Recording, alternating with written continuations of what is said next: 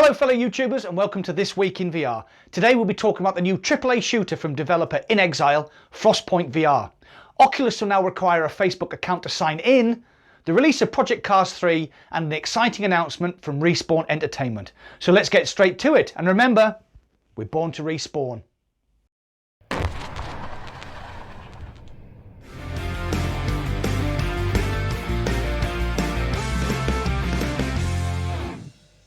A post on the Oculus blog has caused, well, a bit of a tiz. I shall quote directly so that there is no confusion, and I also have linked the post in the description below. Number 1, from October 2020, everyone using an Oculus device for the first time will need to log in with a Facebook account. 2, if you're an existing user and already have an Oculus account, you'll have the option to log in with Facebook and merge your Oculus and Facebook accounts. 3, if you're an existing user and choose not to merge your accounts, you can continue using your Oculus account for 2 years. After January the 1st, 2023, we will end support for Oculus accounts. If you choose not to merge your accounts at that time, you can continue using your device, but full functionality will require a Facebook account. I would have paid good money to see Palmer Lucky's face when he reacted to that block. To put this into my own context, I have a Facebook account. I have already merged my Oculus account with my Facebook account quite a while ago.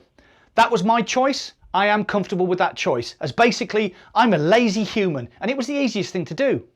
I do feel a sense of unease at being told I would have had to do this anyway, and that is where the problem lies. Some people won't mind, some people will feel uneasy, and some people will downright boycott everything to do with Oculus from this point on. But why announce this now? Well, here's an interesting idea. Oculus Connect 7 will be held on the 16th of September, which is just around the corner. And with that, the high probability that Oculus Quest 2 or Quest Lite or Quest S or whatever the blooming thing is going to be called will be revealed and pre-orders will become available. It is also highly probable that Facebook Horizon, the social media app in VR, will also be revealed in full. So by getting this announcement out now, the storm over needing a Facebook account will have passed and be largely forgotten about, and news outlets will be talking about all the shiny new hardware, and there will be no negativity. So my prediction is that the new Quest, whatever it will be named, will become available for pre-order during Oculus Connect and will start shipping in October. Am I being cynical? There does seem to be a trend recently of making bad announcements and then buggering off for a week or two and pretending nothing happened when you get back. Just ask British Prime Minister Boris Johnson about the exam fiasco. Me boy, I was on holiday, dear boy. What is your take on this story? Not bothered? Outraged? Don't forget to comment down below. The Walking Dead Onslaught, the official AMC zombie slayer, has announced a release date of September 29th, 2020. Not to be confused with the more slower paced RPG style Walking Dead Saints and Sinners by Skydance Interactive, which I have reviewed here. The new trailer shows a more arcade style fast flowing combat game, more akin to the excellent World War Z by Saber Interactive. Players will fight as Rick, Daryl, Michonne and Carol to gather needed resources to rebuild the settlement, restore society and prepare for an onslaught of walker slaying mayhem. The game boasts 24 weapons along with an infinitely replayable scavenger mode which lets players fight their way through zombie hordes as they gather supplies. And now it's time for Noob of the Week. Noob of the Week!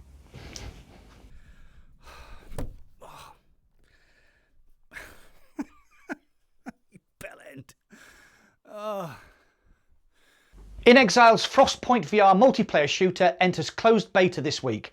This game is a fast-paced, team-based competitive online shooter with an interesting combination of PvP and PvE as you battle an enemy team while also trying to stave off attacks from local mutated creatures that inhabit the dilapidated Antarctic base. You may choose to seek out these creatures to farm credits to upgrade your equipment mid-round, but these hulking biomechanical creatures actually look quite terrifying, so maybe I'll just go and hide in the corner. This guy's got the right idea. He wore the brown pants. There will be 2 game modes available, a standard team deathmatch and a Call of Duty style domination mode in 10 versus 10 battles. There will be 2 game modes available, a standard team deathmatch and a Call of Duty style domination mode in 10v10 battles. There are no class loadouts as such. Your choices on how to equip your soldier are freeform and would depend on how you want to play. Sort of an Onward style experience with some familiar weapons and some sci-fi guns thrown in for good measure. Frostpoint will have a free open beta period in September, and intriguingly, the first 10,000 players have a chance to win a free copy of the game during what InXile is calling its Play to Own campaign. Studio head at InXile, Brian Fargo, has said, "We'll seed the beta with the first 10,000 or so players, and whenever they meet a certain criteria, whether it be number of hours or number of matches or whatever we decide, we're going to just give them a copy of the game to recognise that they put all this effort in to help us make a better game." So hopefully what that will do is create a player base from day one. The closed beta lasts for nearly 2 weeks and is only currently available for Steam VR compatible headsets. I've linked the sign up page in the description below. You'll need an email address and a Discord ID to join, and there is an NDA to sign. It's time for Anorak Corner featuring Malcolm. Did you know that CARS in the Project Cars title is actually an acronym for Community Assisted Racing Simulator, and that the original Project Cars was the first crowd-funded car racing simulator? I prefer trains. Project Cars 3 launches on the 28th of September, and under normal circumstances I will be beside myself with excitement as I'm a huge Project Cars fan. But I must admit, like many other sim racing fans, I'm completely and utterly confused about who this game is aimed at. Is it aimed at its original user base, the sim racer? Well, apparently not. The game appears to be a watered down arcade version of Project Cars 2 with 90% of the assets recycled, features stripped away and a simplified upgrade path which lacks depth. The popular sim racer and YouTube content creator Jimmy Broadbent has had early access to the game and came away very disgruntled, saying that unless major changes were planned, he would not be returning to the game. I've linked this video in the description below and will be publishing my own video this weekend with my initial impressions and thoughts on this title. Lastly, and I have kept the best till last, Medal of Honor Above and Beyond, the upcoming World War II first-person shooter from Respawn Entertainment, has been given a release date. Sort of.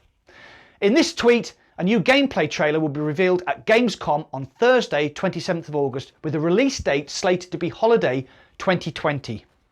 I'm speculating that this will be a release just in time for Thanksgiving in the United States.